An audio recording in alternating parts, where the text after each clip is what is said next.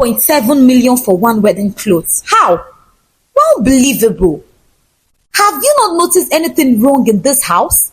Do you ever wonder why I toss and turn at night? Why I haven't smiled in days? Please, don't blame your insomnia on me. She scoffed, folding her arms. The air conditioning in this house is working perfectly. If you're unable to sleep, maybe you should check if you've wronged someone and if they are after your life. There is an old African proverb that says, when the elders fail to heal from their wounds, their children bleed in their place. We see this in our story. Once upon a time, in a beautiful village in Kaduna, there lived a maiden so stunning that people often stopped in their tracks just to admire her. Her name was Howa. Howa wasn't just beautiful. No, her beauty was the kind that made you smile without knowing why. Her face was carved like art, cheekbones proud and smooth. Her skin glowed like gold dust soaked in sunlight. And her curves, it could make young men forget where they were going to at the sight of her walking past. She didn't need to speak wherever she entered. Her prayers alone stole the spotlight. She was a heart stopper. But behind that enchanting glow was a girl raised in the quiet ache of a polygamous home. Her mother, Khadijat, was the first wife of Alhaji Farouk, a man who started with nothing but a rusty owl and her dream. He was young and had nothing when he got married to Khadijat, except for the old heart his father had left him. Together, Khadijat and Farouk toiled under the scorching sun. She supported and encouraged him, hoping that with hard work and dedication, things would get better with time. And in return, Farouk made her beautiful promises of how he would take care of her and give her the beautiful life she deserved when he became rich. Foolish and blinded by love, she believed him. She watched their herd multiply from a few tired cows to a booming cattle business, and their crops expand into acres of land. Soon, Farouk became one of the wealthiest farmers in the area. They had done it. Together, they had built an empire from scratch, or so she thought. Just when Khadijat believed it was time to finally rest and enjoy the fruits of their labor, Alhaji Farouk shattered her world with a single announcement. He was taking another wife. But why? Khadija asked, tears streaming down her face. What's wrong with me? I need a younger woman, was all Farouk said that night. Khadija's heart cracked as she cried herself to sleep. This was the last thing she had expected from the man she loved and had suffered so much with. But the crack became a full-blown wound when, after marrying the second wife, Al-Haji began to treat her like an old mat. Something once useful but now forgotten. And by the time wife number 3 arrived, it was as if Khadija had vanished from existence. He still took care of his children, yes, but the man who once couldn't sleep without holding her hand now avoided her like a death connector. Her clothes were worn out and old, but he never bothered himself about her looks. All his focus and attention was placed on his younger wives, treating them like queens, buying them expensive clothes and jewelry. Khadija became a stranger in her own home, a living widow, while her husband laughed with younger women in the next room, lavishing the wealth they had built together as though she never mattered. She often sat in their small quiet bungalow, sometimes peeling granuts, other times just staring into space, and with pain lurking in her voice, she would turn to her only daughter and sigh. How I swear on my pee, it is not worth it to marry a struggling man. I wish I had known this a long time ago.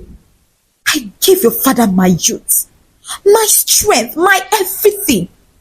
I suffered with him and see what he gave me back. Regret. You must never suffer with any man. You hear me? You must marry a rich man, one who has already made enough money to take care of you and your children, one who will treat you like red jewelry, and you will live like a queen. Look at the father's younger wives. They don't leave their hands to do anything, but see how we pampers them. You must not end up like me. Hawa didn't need to be told twice. She had heard it so often that her mother's word began to echo in her soul. As she blossomed into a fine young woman, those words became a compass. She saw the sadness in her mother's eyes, the kind that never really fades. And she promised herself she would never cry those same tears. Hey, I hope you're enjoying this story. But before we get back into the story, I noticed that only 6% of you are subscribed to this channel. Please subscribe and turn on the notification bell to never miss an upload. Thank you. Now let's get back to the story. So when suitors began coming as expected, young men with sweet tongues and wild dreams, her world didn't even blink. She welcomed their admiration. Yes, she smiled, battered her lashes when she chose to. When it came to marriage, it was very clear. She didn't want potential. She wanted proof, a finished product, not an I am working on it kind of man. But I have already made it and can take very good care of you, because Howa was not about to suffer with anybody's son. One sunny afternoon, with a warm Kaduna breeze whispering through the trees, Howa paid a visit to her childhood friend Zainab. Zainab, now married and heavy with her second child, still carried that simply charm she had as a girl.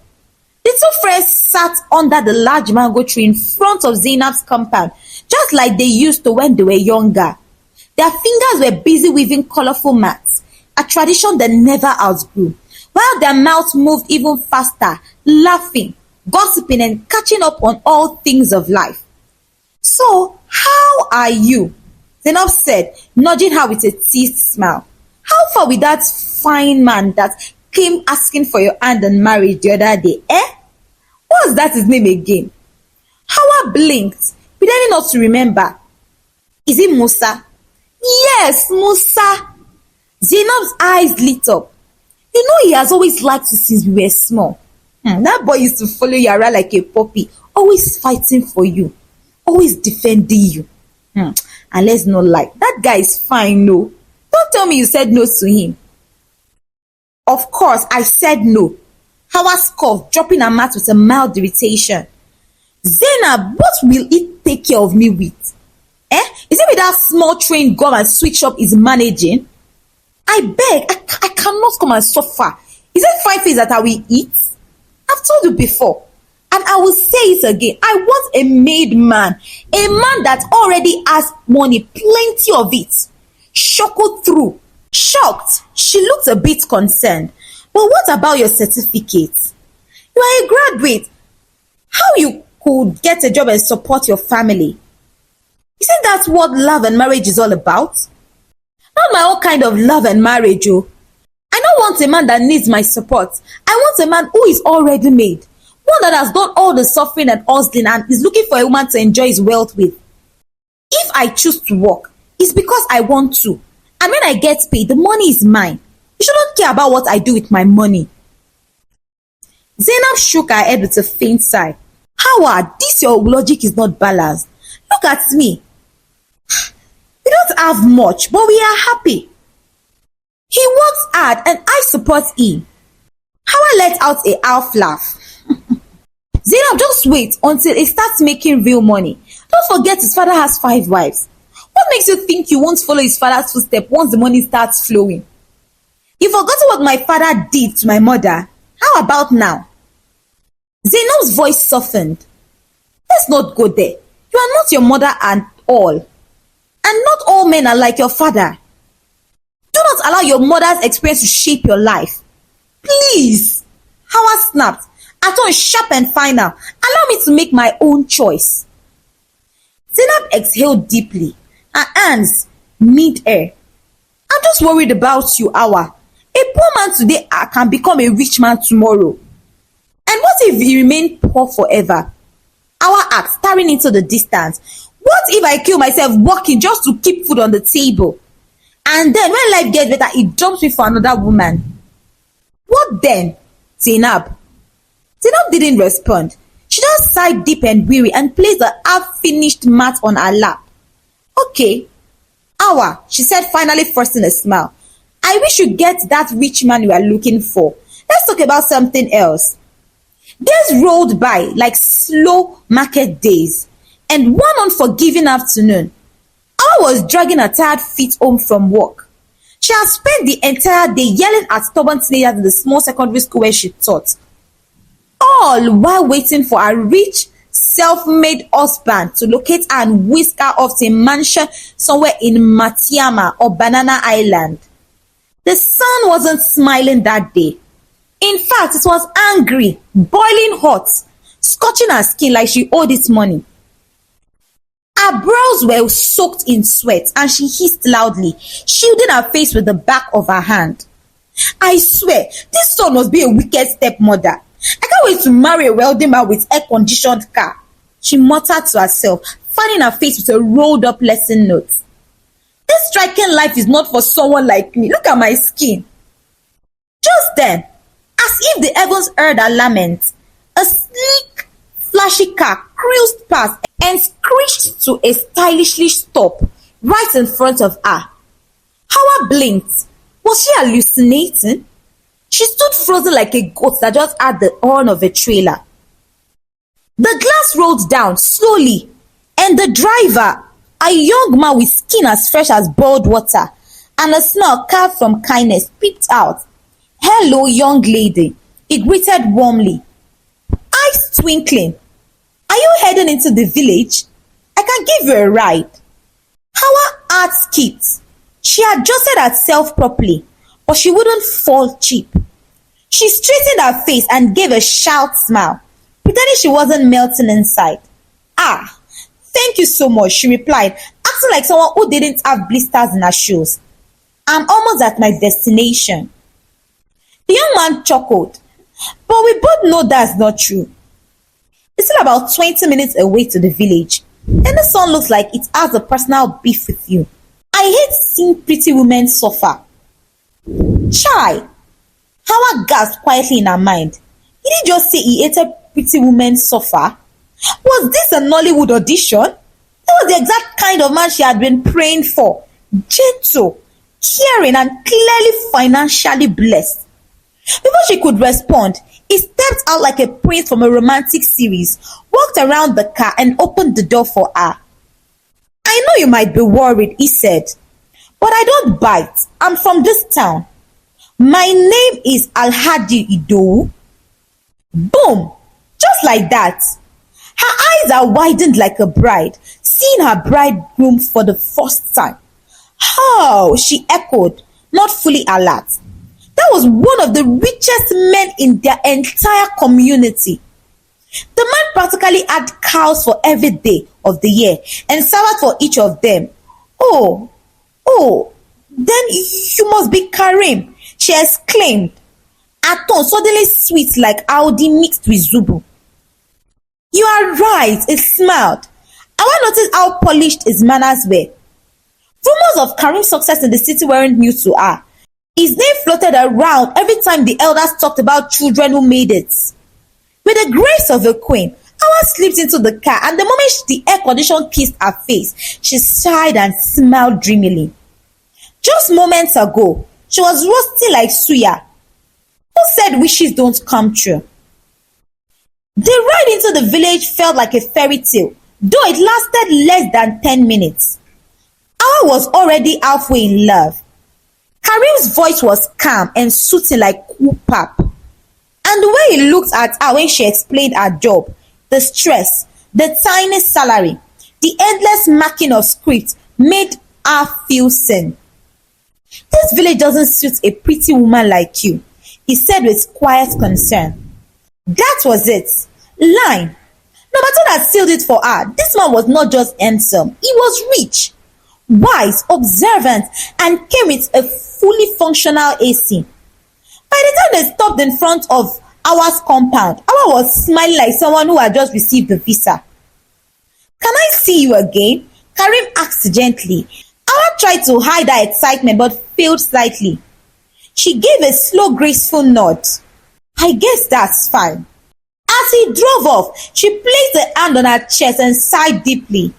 Maybe, just maybe, I have found the right man, she thought. The very next day, Saturday to be precise, Karim pulled up in front of Howa's house with the kind of car that made neighbors peek through their curtains and pretend they were sweeping doors that didn't exist. Howa stepped out of her house like royalty, dressed in the finest dress, face glowing like a fresh colored batch of shea butter. Karim was taken out to a fancy restaurant in one of the cities in Kaduna, far away from their dusty village roads. But Howa didn't mind one bit. In fact, she secretly wished the distance was longer. From the moment they drove off, the car was filled with warm chatter, sweet laughter, and playful teasing as though they had been friends for years instead of mere days. So, what exactly do you do in the city? Howa asked as her eyes twinkled with curiosity. She wanted to be sure that she was with the right man. Karim smiled modestly, keeping one hand on the steering wheel, like a real-life movie star. I am into importation and exportation. Mostly, I deal with gold. Howa's head almost turned 360 degrees. Gold? She repeated, trying not to scream with joy. So this is not just any rich man. Karim had gold money. There and then, in her mind, she began calculating Dubai. Today, Paris. Next year, maybe even a vacation in the Maldives before 30. By the time they arrived at the restaurant, Howa was already convinced she has entered a dream. The place looked like something from a music video. Polished floors, chandeliers, soft jazz playing in the background, and waiters who bowed like they were serving a queen. She dined like royalty. Grilled chicken with sauces she couldn't pronounce, creamy dessert that made her forget her village name, and wine that sparkled in the glass like liquid diamonds. By the end of the evening, Howa's cheeks were rotting from smiling and eating too much. Karim, on the other hand, couldn't stop watching her. She was witty, effortlessly beautiful, and had a way of laughing that made the whole room feel lighter. She wasn't the usual pretentious city girls he was used to. No, her was different, simple, free-spirited, and fun to be with. The drive back was equally magical. A song came on the radio, one they both knew, and they began to sing along. Howa sang with her full chest, even when she got the lyrics wrong. When Karim tried to correct her, she gave him a playful side eye. I beg, leave it like that. It's my version. She joked, and they burst into laughter.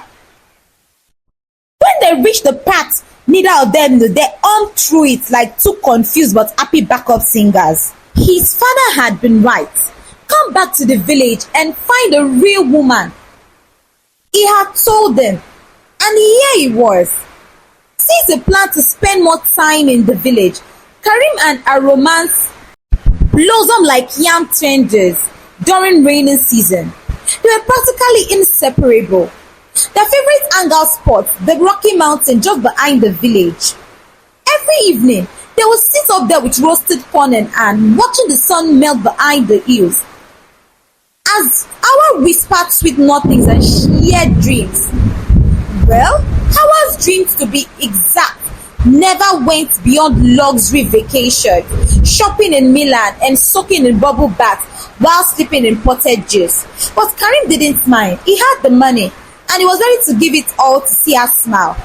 He knew without doubt that this was the woman for him. She just made him so happy. Then one breezy evening, just as the sun dipped low and painted the sky in strokes of orange and pink, Karim turned to her, eyes filled with softness. Tell me, he asked, what the first country you would love to visit? Without skipping a beat, Howa gasped. Dubai, of course. She didn't need to think much. She had thought about it for a very long time. Karim chuckled, reached into his pocket and brought out a small velvet box. Her heart skipped. She knew what this was, and yet she still froze. Opening the box, he revealed a sparkling ring.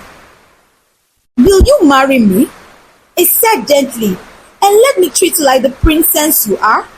I will make you so happy and take you to all the fun places you desire to be in. At that moment, all the romantic proposal stories Howa had ever read became dust. She screamed, yes, with a kind of passion that made birds fly off nearby trees. Her voice echoed down the mountainside. If joy had a face, it was hers. She jumped excitedly, screaming and laughing as she slipped the ring into her finger. She was finally leaving the suffer-ed club forever. Both families were over the moon when Karim and Howa announced their decision to get married. It was as though the sun had risen twice in one day. Howa, with her stunning looks and enviable education, was every mother's prayer and every man's dream. You made the right choice, my son. I told you would find a wife here. Alhaji, Idowu said with pride, patting Karim on the back as though he had just won an international award. Their marriage preparation kicked off with the energy of a political campaign. Date fixed, venue chosen, cows already marked for slaughter. Within days, the ball spread around the village like a harmattan fire. Howa's mother couldn't stop smiling. For the first time in years, she wore her finest wrapper without needing a reason. She stared at her daughter with tears of joy in her eyes. You made the right choice, my child, she said over and over again. You have wiped away the shame I carry. I'm so proud of you. Even Zainab, our married friend, stood in stunned amazement, hands on her waist like a market woman trying to possess shocking news. So this is how Howa just got lucky like this. Just like this, Dubai level. Hey, God, I'm not angry, but I'm watching you. Then came the big day. The marriage ceremony was nothing short of a royal festival. The village square was transformed, decorated with bright fabrics, canopies, and balloons that danced in the wind. Plates clattered, drums turned, and singers sang Howa's name like she was the last bride that would ever be seen. The aroma of jollof rice, grilled drum, and puff-puff floated through the air like a divine calling. The villagers came out in full force, men in starched kaftans, women in matching lace, and children running around with mouths stained with zubu. There was food, there was music, there was dance. Even old Malam Kudi, who hadn't stood up in weeks, suddenly felt strength to dance Shakira. And when Karim finally looked into Howa's eyes and said his wedding vows, the crowd erupted like a stadium. Aunties, uncles sprayed money like politicians, and Khadija cried tears of joy, holding a wrapper to her chest like it held her own life. It was a wedding that would be talked about for years. When the celebration finally ended and all of the guests had eaten themselves into silence, Karim helped his new bride into the car with the whole village waving and singing behind them. The car drove off in a cloud of dust and blessings.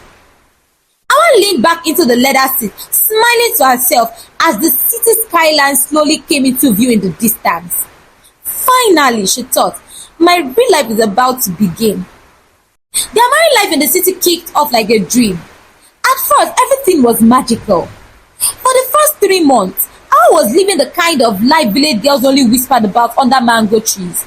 She and Karim traveled from one exotic country to another, checking off every destination she had ever cycled in her dream notebook. They strolled hand in hand through the streets of Paris, sipped cocktails in Dubai, and even fed giraffes in Kenya.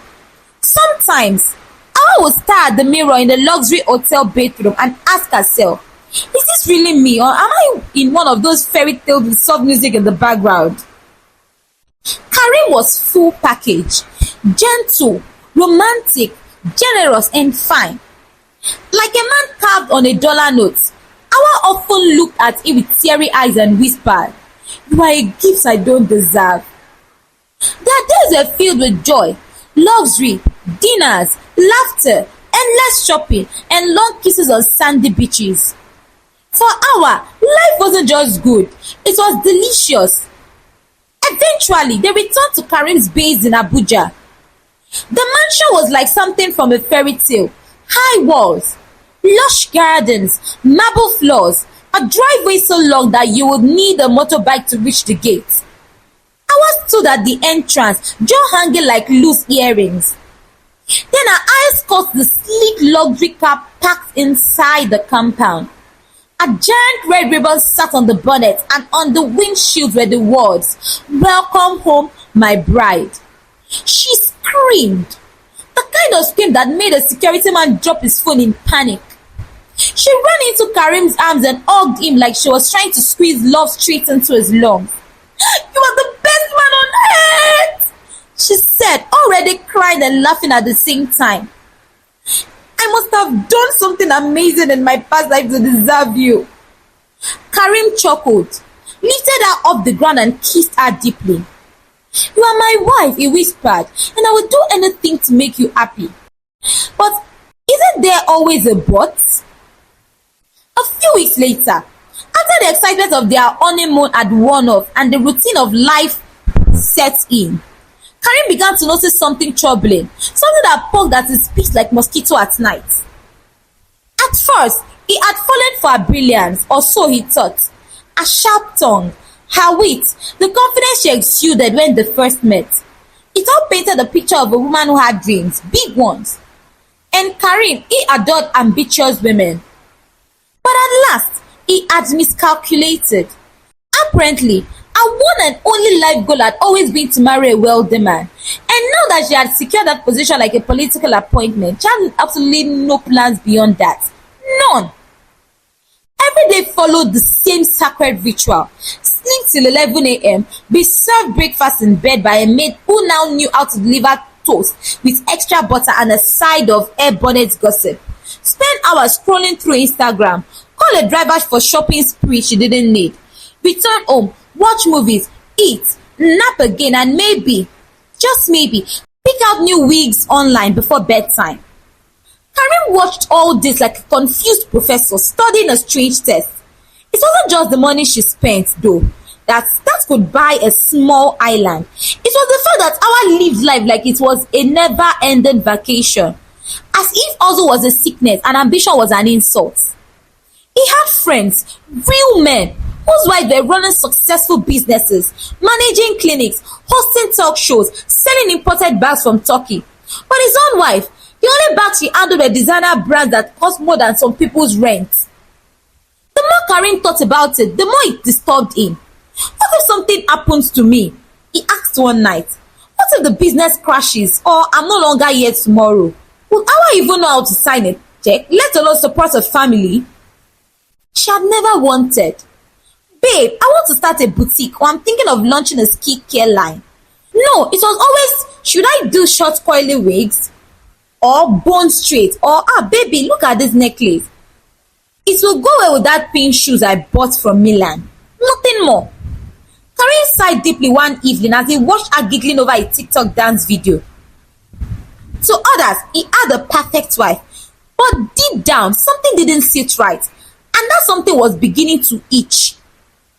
One midnight, while the rest of Abuja was peacefully enjoying the sweet of sleep, Karim sat wide awake, staring at the scene like a man burdened with 1,000 thoughts. His chest felt heavy, his head full. The silence in the room was loud, too loud. He turned slowly and looked at his wife, who was sleeping peacefully beside him like a pampered cat curled on velvet. He couldn't take it anymore. "Howa?" he whispered at first. No answer. "Howa?" He nudged her gently. "Wake up, I want us to talk." She stirred lazily, rolling over with a grunt. Karim, you know I've really been stressed today," she mumbled, eyes still closed. "Can't it wait till morning?" Karim blinked in disbelief. "Stressed?" he echoed. "From doing what exactly?" "I left for work in the morning, you were sleeping. I returned late in the evening, you were still sleeping. So tell me what part of your day exactly was stressful. The pillow flipping, how I eased and stretched like a bird princess?" "Please, Karim," she muttered, "I married you because I thought you understood the kind of woman I am. I am only cut out for a soft life. You see, this sleeping is part of my beauty routine. I work very hard to look good for you. You think this fine face is free?" She gave a dramatic air flip. You should at least appreciate how hard I worked to look this good. Karim stared at her like she had gone crazy. Was it really his wife or a lazy goddess sent to test his blood pressure? Eventually, she sat up, clearly annoyed. So what is this thing so urgent that you can't even let me sleep? Karim sighed, deeply rubbing his temple. Our marriage is not about eating jollof fries and snapping pictures. It is serious business. Very soon we will have children. I want them to have a good life, a stable one. I'm not the kind of man who believes a wife should sit at home doing nothing. What if something happens to me? What if something happens to my business tomorrow? Howa's eyes widened with shock. Over my dead body. I reject it. She shouted, clutching her chest. Karim, are you planning to die? Why are you wishing yourself bad luck in the middle of the night? It's not about wishing myself bad luck or planning to die, Karim said, trying to stay calm. It's about being prepared. That's why I want you to start doing something for yourself. No one can tell when bad things will happen. What Howa said next nearly knocked the sleep out of Karim's brain. Karim, you are wicked. So this is it. She yelled, eyes wild with rage. I can't believe you actually woke me up in the middle of the night to tell me this kind of nonsense. Are you a witch? Karim sat back stunned. This was going downhill fast. You disturbed my beauty sleep for this rubbish talk? She continued. In case you don't know, this is why you met me single in the village. Go and ask. I had plenty suitors carrying plenty, but I was not born to suffer. That's why I turned them down. They can't give me the kind of life I desire. She was now on fire. She stood up pacing around the bed like a motivational speaker on Red Bull. My mission in life is simple, she declared, to enjoy and live soft. And that is what I am doing. Do you even know why I fell in love with you? Because you said, and I quote, a beautiful maiden like you should not suffer. But starting a business is not suffering. Karim pointed out, I will set up any kind of business you want. I just want you to have your own money so that you can support the home when necessary. But Howa had already crawled back into bed, pulled her blanket over her head, and was snoring within 30 seconds like a contented goat after a full meal.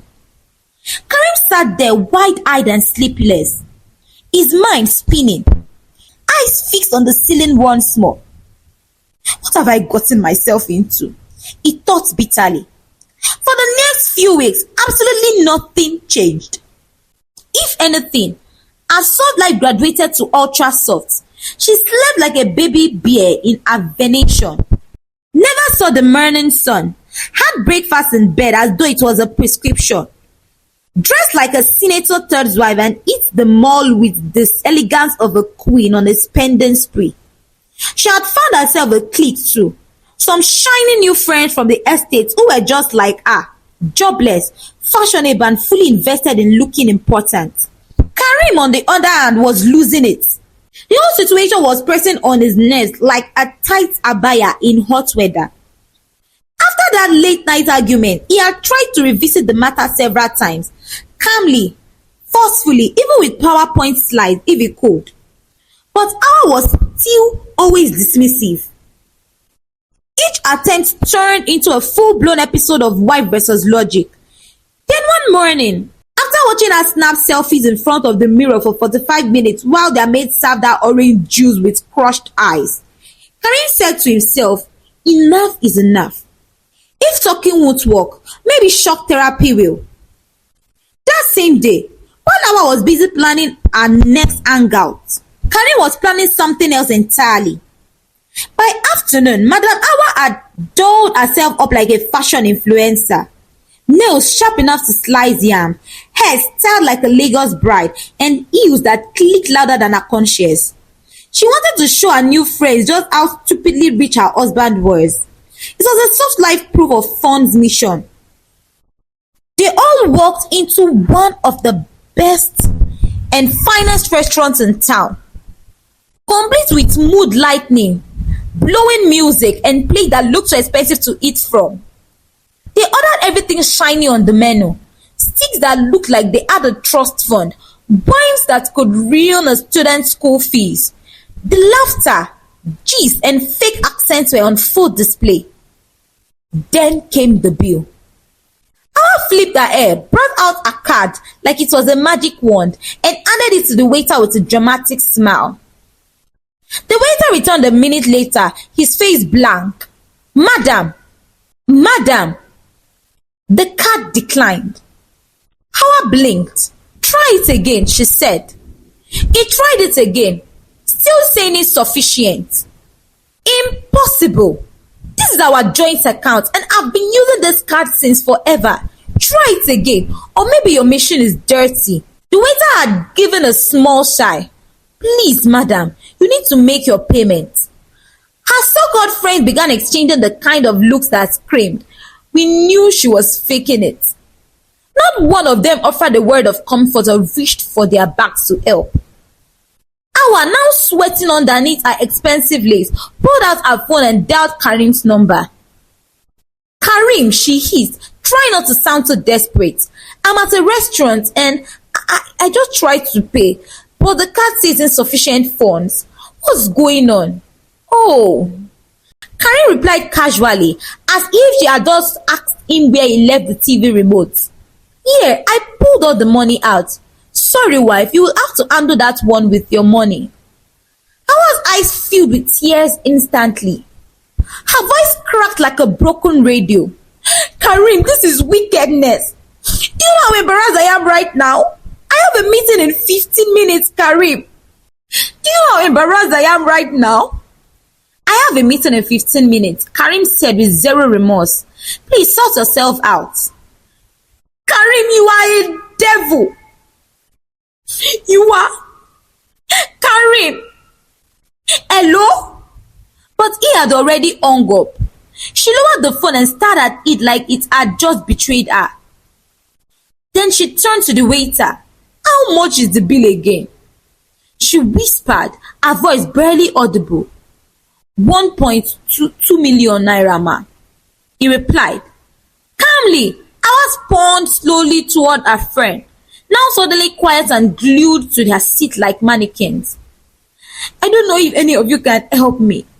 Just be. I mean, it's a loan. I will transfer tonight or tomorrow morning, please. They looked at her like she had lost her mind. He invited us here. One of them scoffed, and you can't even pay your bills. Is it not your rich husband again, Abby? Has he just stopped being rich today? And just like that, a crew vanished, one by one. They picked their bags and walked out, like it was an audition, and Howa had just filled the script. The manager of the restaurant approached Howa with a smile, too fake to be comforting. Since you can't pay, madam, you will have to walk off the bill. We need you here for let's say 6 months. It's 1.2 million naira, right? You can start work with cleaning. Before Howa could agree, she was handed a mop and a faded apron. That was how Madame Soft's life. High-class Howa of Abuja found herself wiping the same towel she had previously stepped on with pride. Tears streaming down her cheek as she scrubbed the floor, muttering curses under her breath. God will help you. Karim, Allah will judge you. I swear, this marriage is a scam. I'm finished. Me, Howa, a cleaner. But no one was listening. Even the waiter that brought her mop walked like human. Howa returned home late that evening, exhausted, humiliated, and smelling faintly of mop water and cheap air freshener. She entered the house to find Karim seated comfortably at the dining table, sipping a glass of juice and scrolling casually through his phone, as if his wife hadn't just been sentenced to a life of tile scrubbing. Why, Karim? She bursted into tears. Why would you do this to me? Karim looked up slowly, his expression as calm as a monk. How could I? He repeated coldly. No, how could you? Howa stood there shaking, her designer heels now broken. And once perfect makeup was now an abstract painting. How? Karim continued, setting down his glass. You didn't tell me. You lie on that bed all day like a lazy princess, straight out of a failed fairy tale. I asked one simple thing, pick a business and I will fund it. But no, every day you spend millions on wigs, wine, and he rushed to his feet, eyes flaring. I have had enough of your nonsense. You are unbelievable. Karim, Howa snapped, wiping her tears angrily. Do you know what I went through today? The kind of embarrassment I was put through?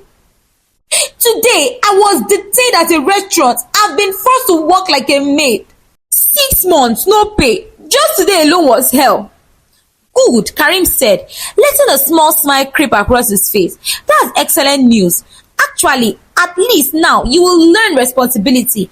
And just like that, he turned around and walked out of the dining room, sipping his juice like someone who just delivered a TED talk. Karim, is this a joke? She called out after him. No reply. The one passed. They two crawled by.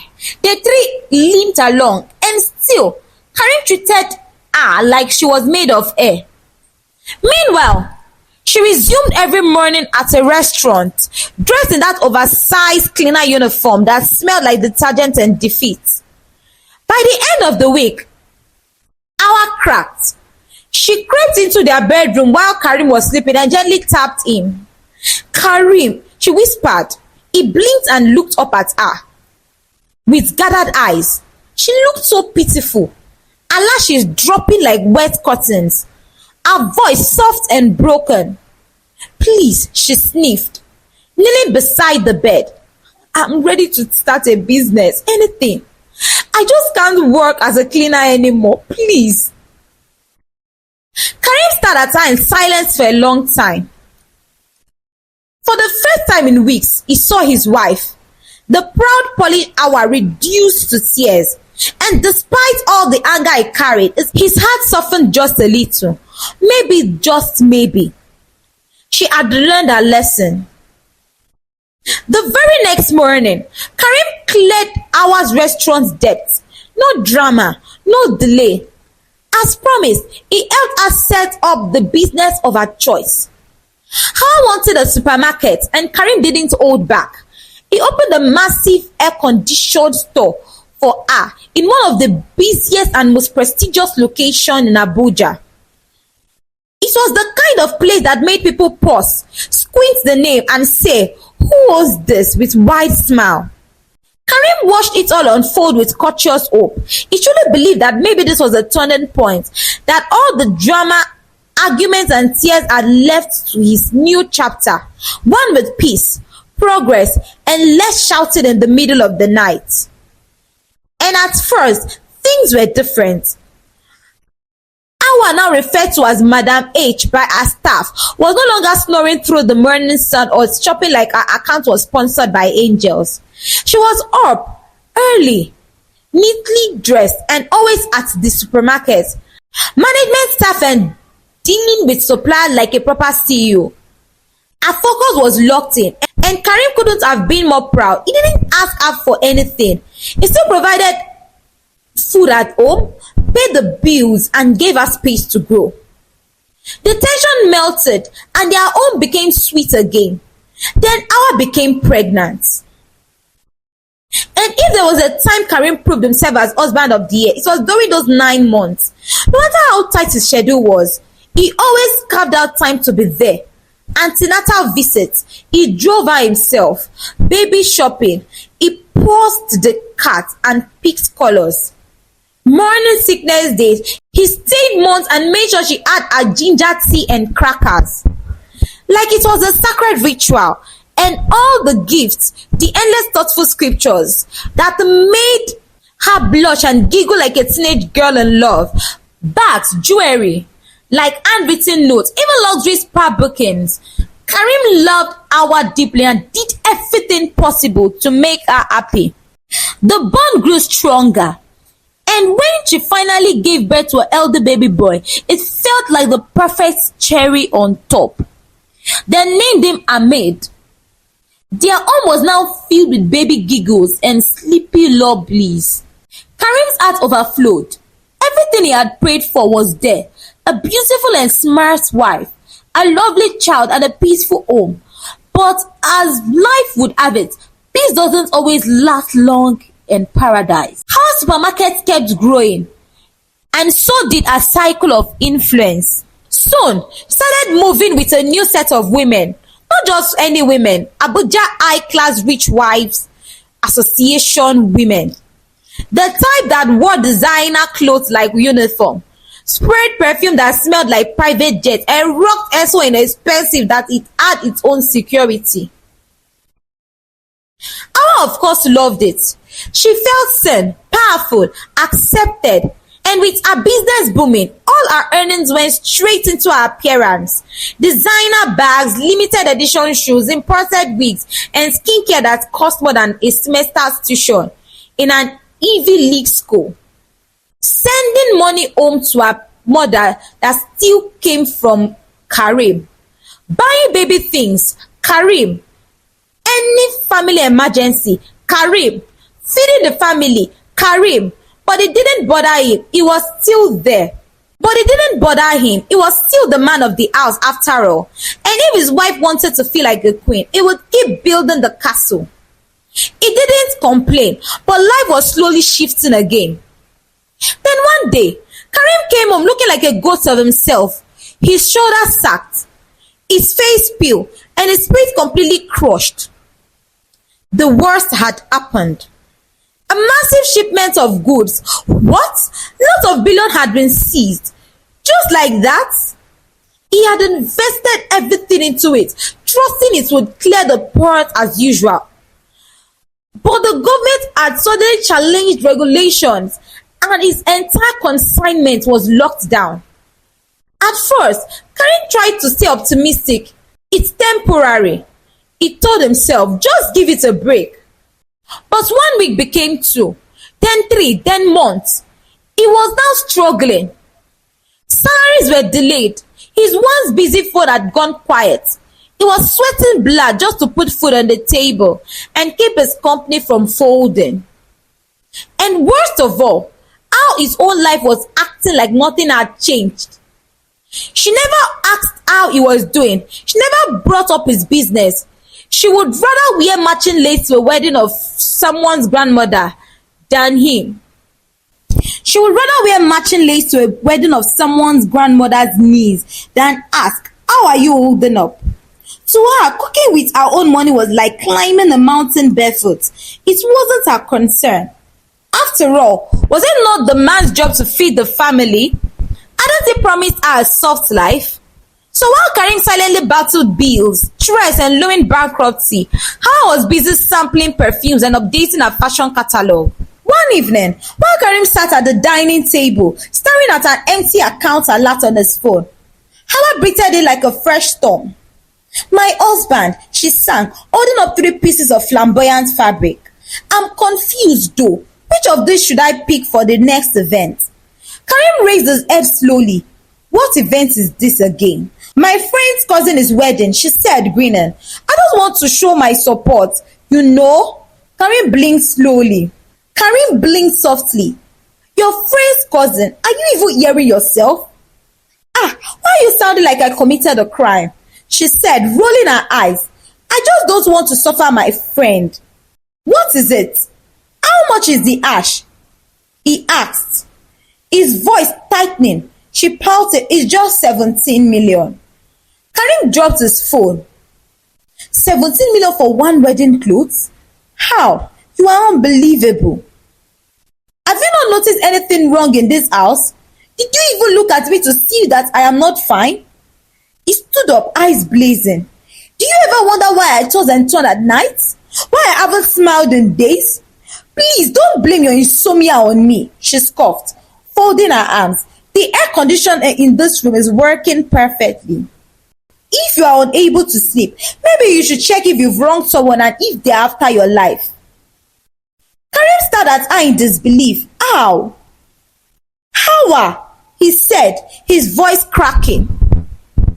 My goods, over 20 billion naira worth. I've been ill for 3 months. You didn't know because you never asked. I am breaking my back to pay staff and feed my family while you act like you've been living inside a fairy tale. How are you shrugged? I'm sorry, Karim, but it's not my fault that your goods were seized. You should know better. You are a family man. Why make bad business decisions? Why would you put all your money into one deal? Or are you expecting me to start feeding the family? Because how will we never try it at one? Karim swallowed hard. So tell me, what do you even do with the profit you make from that supermarket? To look good, of course. For you. Is that not what a good wife should do? She replied, flipping her wig. Karim was speechless. Wait, so it's because of one small Ashby talk that all this sermon is coming out? She continued, raising her voice. Just say blue or wine and let me be. I'm not that kind of wife that will suffer. You better understand that you better understand that you are a man and not God that made you a man. And this time is when you prove your financial responsibility. She leaned forward with a smirk. And if your eyes are on that supermarket, you better remove it quickly. Karim stood frozen. He didn't even respond. He couldn't. I will just take the wine fabric. I think I love it more. He stood there and watched as Howa gathered her fabrics, turned around with elegance and pride, and walked into the bedroom like a Nollywood villainess in slow motion. He remained there staring blankly, tears glistering in his eyes. How did I end up here? He wondered, how did I ever fall for this? I was so blinded by her beauty that I ignored all the little signs. I should have known when the only thing she talked about was vacation and trips. Now he was paying heavily for it. Then came the blow that finally broke the camel's back. One hot afternoon, Karim received the kind of call no parent ever wants to get. His son had collapsed in school and was being rushed to the hospital. He flew out of his office like a man possessed. His phone nearly fell from his hand as he tried calling Howa. The moment she heard the words, Howa abandoned everything and ran straight to the hospital. Panic was written all over her face, her handbag swinging wildly as she stormed through the corridors. Little Ahmed had been rushed into the emergency ward. Tests were being run immediately. Both went paced up and down like restless spirits. Karim's face pale with fear. Howa was clutching her bag like it held the child's fate. After what felt like hours, the doctor stepped out with a heavy expression. Your son has a hole in his heart. He needs immediate surgery. The wall stood still. Karim staggered and grabbed the wall. Howa gasped and sat on the floor trembling. We will need to begin immediately, the doctor continued, but we require an advanced payment of 7 million naira. Karim's chest tightened. He swallowed hard, pulled Howa aside and spoke through a desperate whisper. Howa, listen, I don't have this money right now. Let's pull from the supermarket account. I will pay you back. Just let's save Ahmed's life. Her eyes widened like he had just asked her to donate her kidney. You can't be serious right now, she snapped. Where do you expect me to get that kind of money from? Karim blinked. From the business. Howa, the one I funded with over 2 billion naira. You run a thriving supermarket. Our son is dying here and this is what you have to say. You know that if I have, I won't ask you. And it's because of situations like this that I opened the supermarket for you. She rolled her eyes and folded her arms. You should have thought about emergencies when you invested all your money in your importation business. Who told you to gamble with your entire life savings? Howa's voice shook. Karim trembled. This isn't about me, it's about Ahmed. You spend more than 7 million naira money on our jewelry parties. You weren't even invited to, but you can't help your own son? Well, I just restocked the shop. She hissed. I don't have any money right now. Why not call your father or some of your business friends? And please, Karim, let's be clear. I don't think it was my job to take care of this family. Karim stared at her as if seeing her for the first time. His eyes brimmed with tears. Then a nurse interrupted. "Sir, the doctor says we can't delay much longer." Karim scrambled for his phone and tried to reach his father, but the number wasn't going through. "Call someone, do something, please," Howa cried. "I don't want anything to happen to my baby. Do something." Before Karim could raise the phones, it was too late. Ahmed was gone. The doctor simply removed his glasses and lowered his gaze. The nurse placed a trembling hand on Howa's shoulder. Karim brushed in and saw his son still, pale and silent. "No, no, no, no!" Karim screamed. His cries filled the entire ward. Howa screamed from behind, rushing in. She grabbed Ahmed and began shaking him violently. "Ahmed, wake up! I didn't know you were going to die. Please take all the money. Take everything. Wake up and I will give you all of it. Please don't do this to mommy. I have the money now. Take it, please." Karim froze. He turned slowly, his grief now boiling into something darker. "You had the money," he whispered. Howa didn't hear him. She was still weeping over her child. "I didn't mean it. I didn't mean anything I was saying. I don't know you will die. Please come back. Wake up and slap me. Cry. Just breathe. Breathe for me. Scream." But Karim could hear nothing else. Just the echo of her words. "I have the money." The grief, the betrayal, the realization that his own wife, had chosen money over their child. It was just too much. Without a word, he picked up his son's lifeless body, brushed past a shaking form, and walked out of the hospital. That night, little Ahmed was buried. He was buried quietly with the help of friends and neighbors. No ceremonies, no speeches. Just tears, whispers, and aching hearts. Karim didn't sleep. Instead, he sat in his bar alone, broken, shattered, a glass of whiskey in one hand. Memories flooding his mind like a storm.